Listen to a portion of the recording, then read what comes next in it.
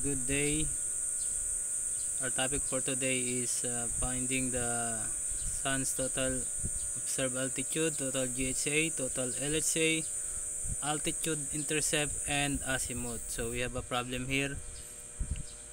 On May 18, 2024 at 23:27 UTC, your vessel's DR position was latitude 13 degrees 12 minutes north, longitude 120 degrees 15 minutes east. Sextant altitude of the sun's lower limb was 26 degrees 1 minute, and there was no index error. Your height of pi is 20 meters. So ang una mo natin kailangan gamitin dyan ay yung nautical almanac, publication 229, and then yung site reduction form plus yung ating calculator.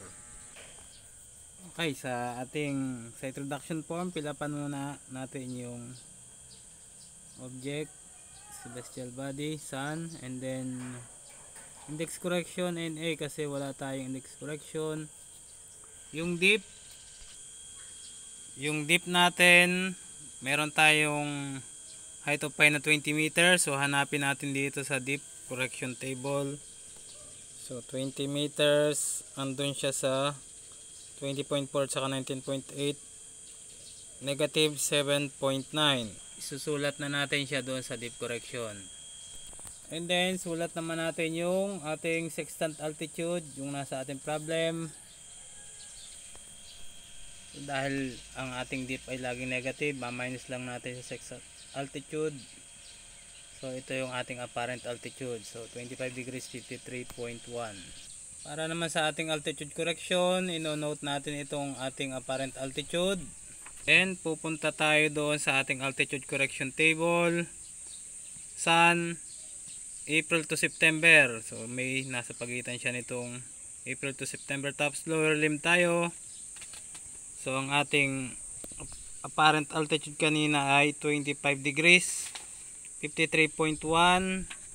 So andito siya in between dito sa dalawa. Ang equivalent niya ay 14 minutes. Ganyan dito. And then itong additional correction wala na to. So pag pinagad natin yung total apparent altitude and then yung ating altitude correction, ito ang ating total observed altitude. Para naman doon sa ating section 2, kokopyahin nyo lang yung date kasi naka UTC na yung ating time and date.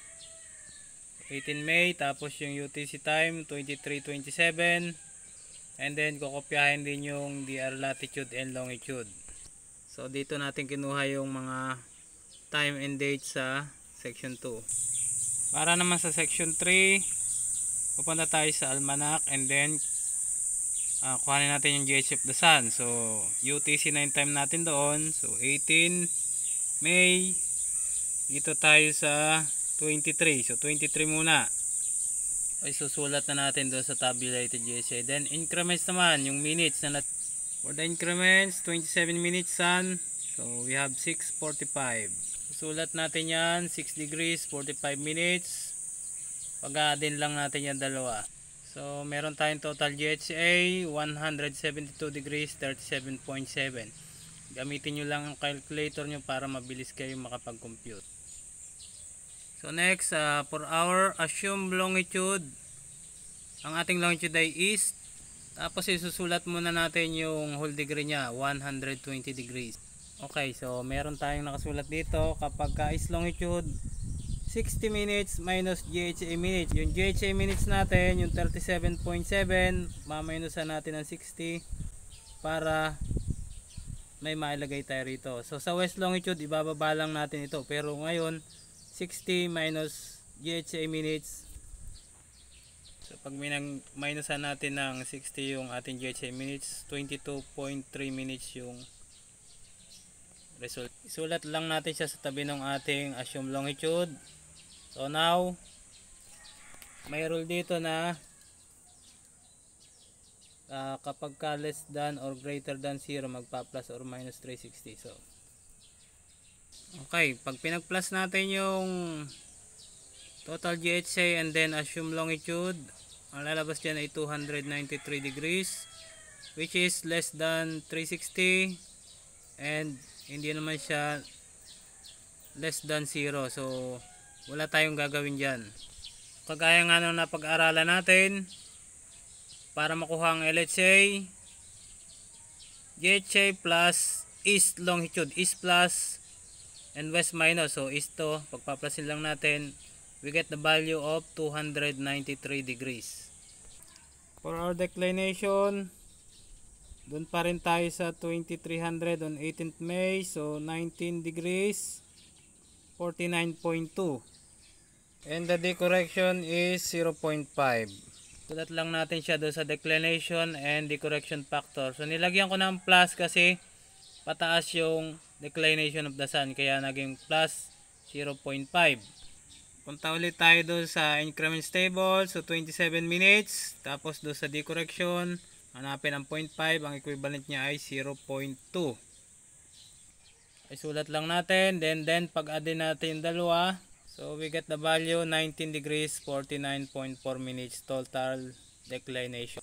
For the assumed latitude, balik tayo sa problem. So ang DR latitude natin ay 13 degrees 12 minutes. So ang pinaka nearest hole niyan ay 13 degrees kasi sulat lang natin 13 degrees, and then i-circle natin yung same kasi parehas yung name ng declination and ng ating north. Yung ating declination, north din yung latitude. Para naman sa ating computed altitude, kailangan natin ang value ng ating assumed latitude, and then declination, and then yung ating total LHA. Yan yung ating pupuntahan sa publication 229. So andito na tayo ngayon sa publication 229. So dito tayo sa same. Lagi tayo pupunta sa same kasi same yung ating assumed latitude and then yung declination. And then 293 degrees kasi ito yung ating LHA. Kailangan doon sa page na yun. And then doon sa ating declination, siya ay 19 degrees.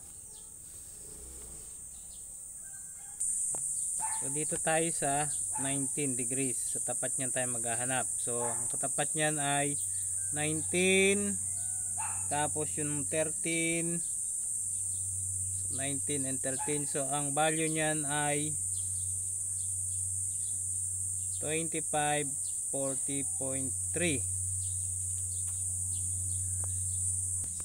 And then meron tayo ditong plus 5.7 para sa kanyang D, and then yung azimuth ay 74.9. Okay, sinulat ko na rito yung ating computed altitude plus yung D correction nya ng computed altitude, and then yung ating azimuth nilagay ko na rin dito. Para naman doon sa ating declination increment, meron tayong formula, declination minutes divide 60 times D. Okay, para doon sa declination increment, so ira-round na natin siya sa 5. So 49.4 divide 60 times 5.7 equals 4.69, is equivalent to 5. Okay, doon sa nakuha natin, doon sa declination increments, nakuha natin ay 5. Pag-add lang natin yung dalawa, so 2545.3 makukuha nating total computed altitude. So andito na tayo sa altitude intercept. So kung sino ang mas mataas dito sa total computed altitude and then doon sa total observed altitude, siya yung una nyong ilalagay dito. So dito ang mas mataas dito ay yung HO. So HO muna yung ilalagay natin sa taas. And then next naman yung ating HC, yung computed altitude. Ito. Ilalagay lang natin dito. Pag maminusin natin yung dalawa, anong makukuha natin dyan? Yung ating altitude intercept. So ang ating result doon ay 21.8 minutes. And then Greater observed altitude, mas mataas yung observed altitude. So intercept natin is toward. So bibilogan natin yung T. Mas mataas yung ating observed altitude.